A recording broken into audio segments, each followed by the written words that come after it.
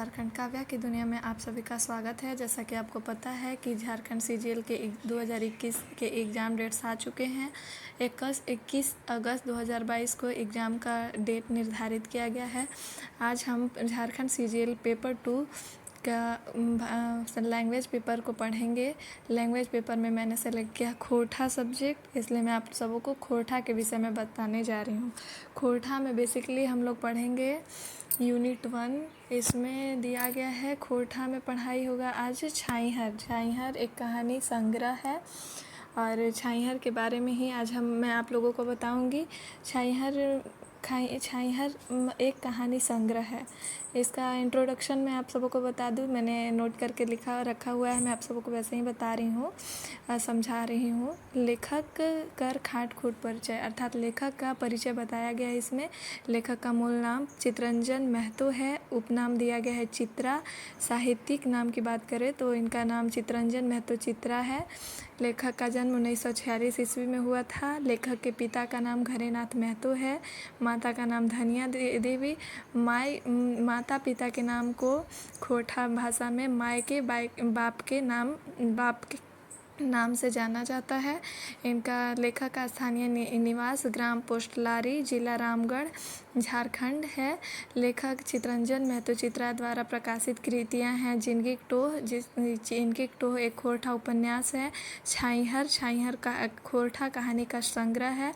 महाराई क्या है तो खोरठा लोक महाकाव्य संकलन प्रस्तुतिकरण है। खोरठा भाषा साहित्य सांस्कृतिक अकादमी रामगढ़ रांची के द्वारा खोरठा कहानी संग्रह छाईहर को प्रकाशित किया गया है। प्रकाशक को खोरठा भाषा में कजरा सेंद्रादान कहा जाता है और तथा प्रकाशन वर्ष को हम इजरान बदर कहते हैं। कहानी कर संख्या को हिंदी में कहते हैं कहानी की संख्या, और कहानी की संख्या को खोरठा भाषा में हम कहानी कर संख्या कहेंगे। छाईहर कब प्रकाशित किया गया है तो यह वर्ष 2007 में प्रकाशित किया गया है। और कहानी की संख्या छाईहर में कितनी है तो छाईहर के अंतर्गत कुल 10 कहानी है। 10 कहानी के नाम निम्नांकित दिए गए हैं। पहला है छाईहर, दूसरा छाईहर अर्थात छाया, दूसरा है बनेकलोर अर्थात बन के आंसू, हम कैसे जियब अर्थात इसका मतलब है हिंदी कि हम कैसे जिएंगे। बुआ एगो कहानी कह, बुआ से एक बच्चा कहता है कि बुआ एक कहानी कहो।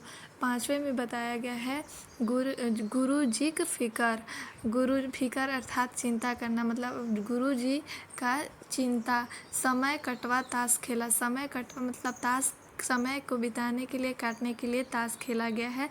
7वां कहानी इसके अंतर्गत है सांस्कृतिक झगड़ा। 8वां कहानी है चोर डाकू लुटेरा। 9वां कहानी है नावा जमींदार। 10वां कहानी है देवता खाई गेल डाकिन।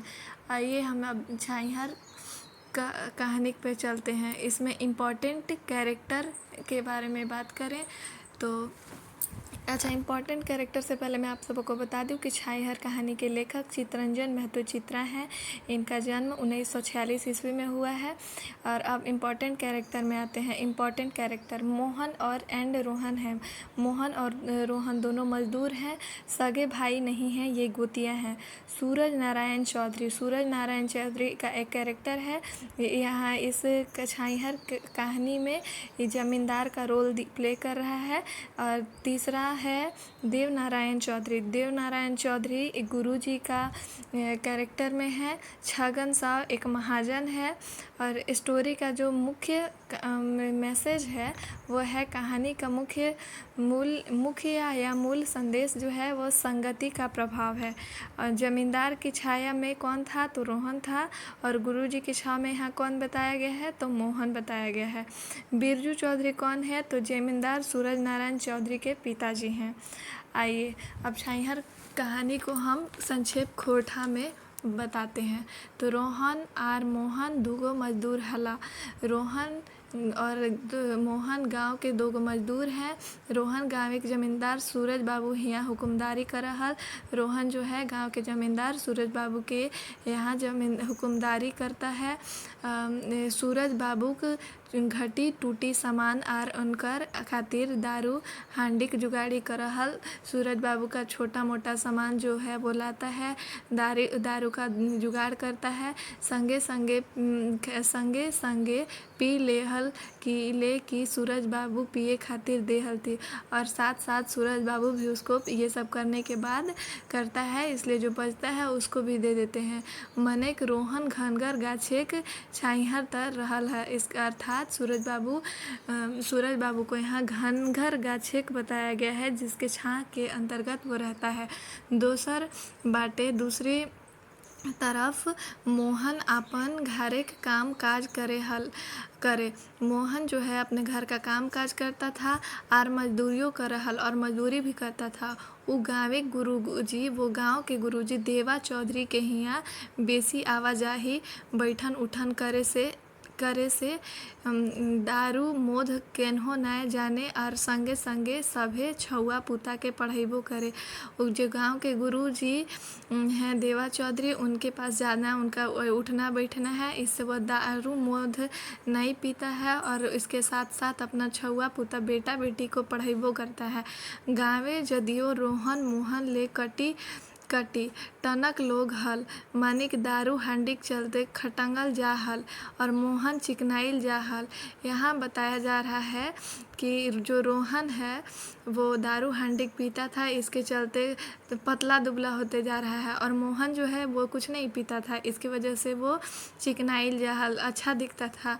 पेछू मोहन के कहल से फिर भी मोहन के कहने से रोहन देवा गुरुजी ठीन आवा है, और मोहन के कहने से रोहन देवा गुरुजी के यहाँ आवा है, और जो देवा गुरुजी हैं ओकरा दारू हांडी छोड़ावा हलथिन, और जो देवा गुरुजी हैं उसको भी दारू हांडी छोड़ाते हैं।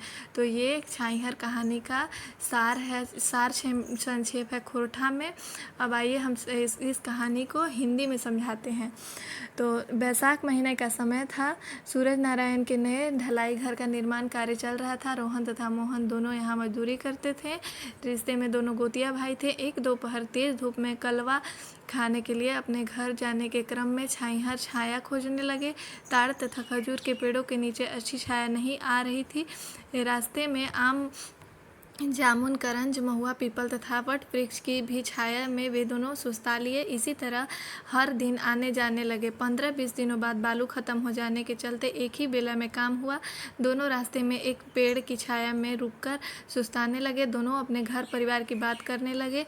रोहन ने मोहन से आश्चर्य के स्वर में पूछा कि तुम कैसे अपना परिवार अपने इतने अच्छे ढंग से चला लेते हो?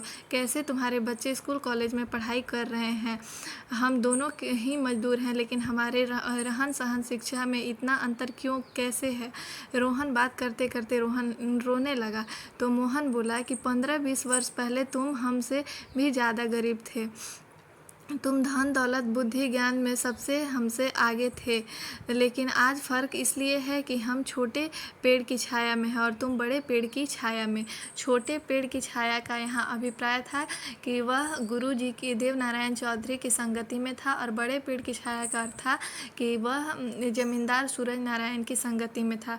रोहन 3 पीढ़ियों से जमींदार के परिवार की सेवा करता था।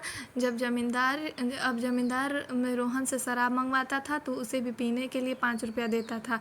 रोहन को पीने की खराब लत लग गई।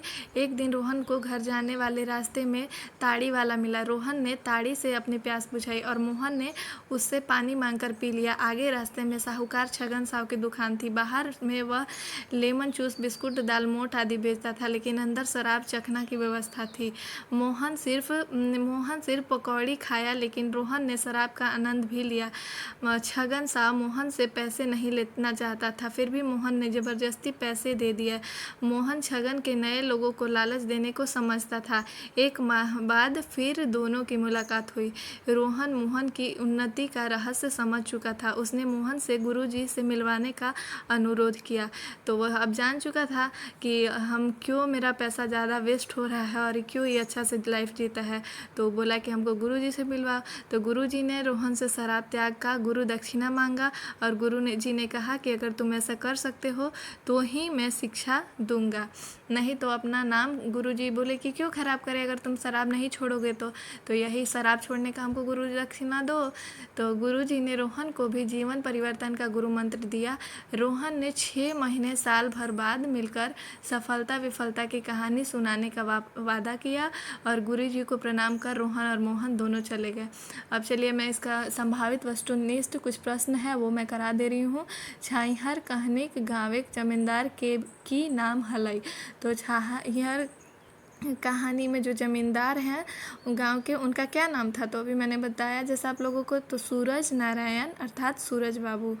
छाईहर कैसन किताब लागे? तो छाईहर कैसा किताब है? कहानी संग्रह है, तो इसलिए इसका आंसर होगा राइट आंसर कहानी संग्रह है। छाईहर के अर्थ हवे, छाईहर का क्या अर्थ है? तो छाईहर का हिंदी अर्थ होता है छाया या परछाई, तो इसका राइट आंसर होगा छाया या परछाई। छाईहर केकर लिखल कहानी संग्रह लागई? तो किसका लिखल कहानी संग्रह है? तो चितरंजन जी महतो चित्रा जी ने इसको लिखा है। छाईहर कहानिक संग्रह में कई गो कहानिक है, तो इसमें टोटल छाईहर में 10 गो कहानी है। और मोहन कौन कहानिक पात्र लागे? तो छाईहर के पात्र मोहन है। एकर में कौन कहानी था छाईहर के ना हके? तो छाईहर में कौन कौन कहानी है मैंने अभी आप लोगों को स्पष्ट करके बताया कि टोटल 10 कहानियाँ हैं। इसमें माएक लोर है, गुरुजी की फिक्र है, समय कटवा ताश खेला, नवा जमींदार। तो आप सबको पता है कि माएक लोर नहीं है, बोनेक लोर है। तो इसका कौन सा कहानी नहीं है होगा? तो माएक लोर। राइट आंसर इसका माएक लोर होगा। बाकी 3 के 3 हैं उसमें 10 कहानी संग्रह में। एकर में कौन कहानी टा छाईहर किताबें शामिल है? तो बोल रहा है कि इसमें कौन सा जो कहानी का संग्रह है ये किताब में शामिल है। ढरकल लोर, तो ये नहीं है, ढरकल लोर गलत है। खूब, ये भी नहीं है। बोनेक लोर, तो बोनेक लोर है। और डी डाइन, तो डाइन भी नहीं है, तो इसका राइट आंसर होगा बोनेक लोर।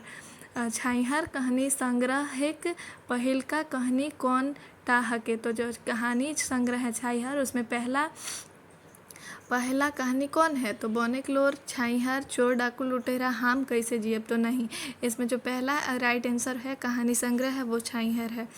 कौन कहानी में रोहन मोहन मजूरा लागथी, मजूरा लागथी? तो इसमें होगा छाईहर।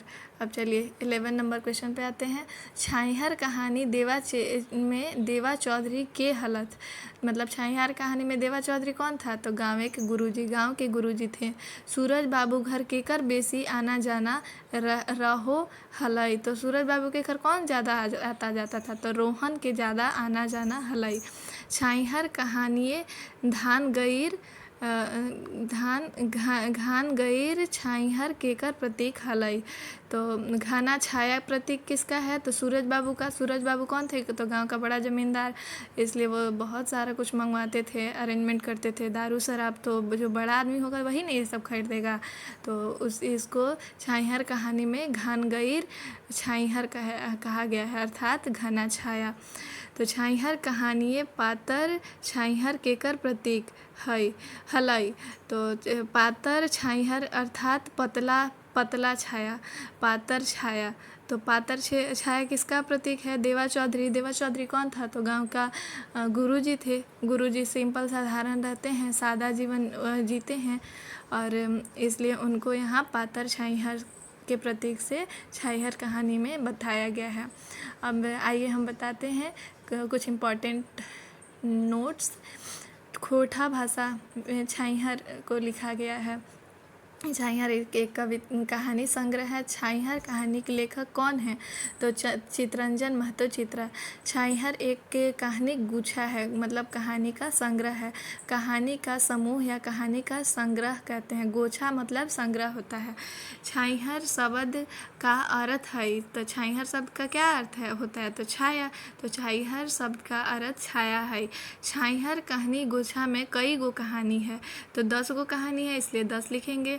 छाईहार कहानी गोछा में अर्थात मंतव्य के देलहत, तो गिरधारी गोस्वामी आकाश खूटी ने छाईहार कहानी गोछा में मंतव्य देलहत। मंतव्य का अर्थ क्या होता है? हिंदी अर्थ मंतव्य होता है। छाईहार कहानी गोछा के प्रकाशक 2 हैं। पहला जनजातीय एवं क्षेत्रीय भाषा विभाग रांची विश्वविद्यालय रांची, और दूसरा खोरठा भाषा साहित्य संस्कृति अकादमी रामगढ़। छाईहार शब्द के अनार्थक शब्द लागई। अनार्थक शब्द क्या है? छाईहार अर्थात छाया होता है, तो छाईहार शब्द का जो हिंदी उल्टा होगा, छाया का उल्टा क्या होता है? धूप। तो छाईहार का जो खोरठा में उल्टा होता है उसको रौद कहते हैं, रौद।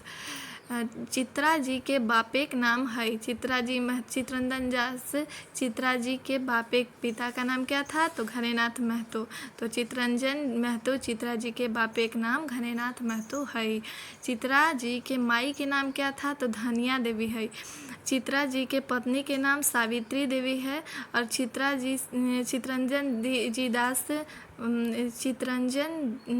चित्रंजन महतो चित्रा जी के पत्नी सावित्री देवी हैं, जिनका इनसे विवाह 1967 ईस्वी में हुआ था। चित्रा जी के पहिल कविता का नाम है। पहिल कविता के नाम क्या है? तो समर के उस पार। 1965 में चित्रा जी ने 2 कविता लिखी थी। पहली समर के उस पार और दूसरा गीता के गीत। जिंदगी टोह क्या है? तो जिंदगी टोह एक उपन्यास है। खोरठा भाषा में पहला प्रकाशित उपन्यास कौन है? तो जिंदगी टोह। जिंदगी टोह उपन्यास को चित्रंजन महतो चित्रा जी ने लिखा है। जिंदगी टोह को चित्रंजन महतो चित्रा जी ने लिखा है। चित्रंजन जी महतो चित्रा ने 3 उपन्यास लिखा। पहला माँ की पुकार, दूसरा जल तरंग और तीसरा जीवन के खोज में राजेश। उपन्यास को खोरठा में उपन्यास कहते हैं। चित्रा जी ने 3 उपन्यास हिंदी में लिखा, परंतु प्रकाशन नहीं करा पाए। आई होप आप सबों को छाईहार कहानी संग्रह समझ आ चुका होगा। इसमें मैंने जो भी MCQ क्वेश्चन थे वो भी करा दिए हैं, और आप लोगों को अच्छे से समझाया है, इसका सार हिंदी में भी और खोरठा में भी। आई होप आप सबों को मेरा लेक्चर पसंद आया होगा, समझाने का तरीका अच्छा लगा होगा।